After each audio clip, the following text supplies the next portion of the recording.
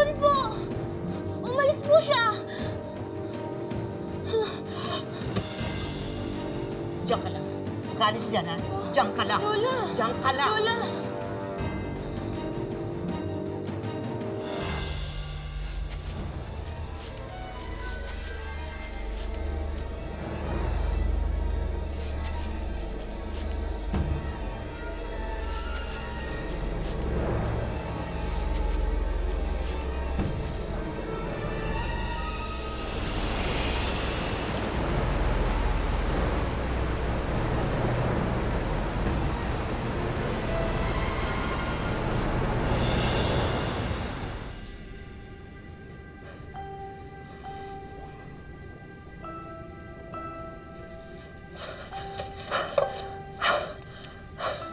Oh, nakita ka na naman ng mga tao, no?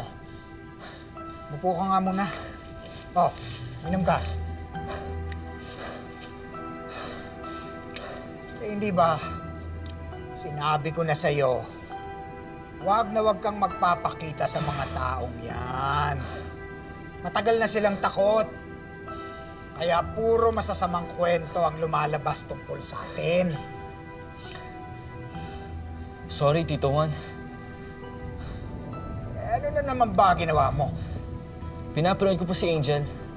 Yung bago kong idol sa Tiki Tok Tok. Gusto ko kasi siya makita sa personal. And yun nga, nakita rin niya ako. Natakot nga lang. Eh, yan ang nga ba sinasabi ko eh. Hindi ba pwedeng panoorin mo na lang siya dyan sa Tiki Tok Tok na yan? Ayoko po kasi hanggang like at comment lang ako. Gusto ko po siyang maging kaibigan. Gusto kong sabihin sa kanya sa personal na galing-galing mo. At maganda pa. Agad-agad? Bagong fan ka lang kamo, di ba? At saka, hindi mo pa nga yan kilala talaga eh.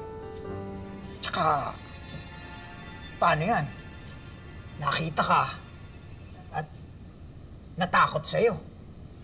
Unless, magmukha kang tao. Oo nga, no?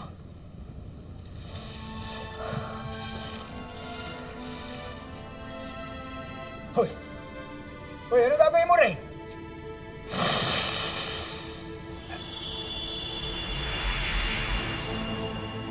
Ayos po ba, Tito?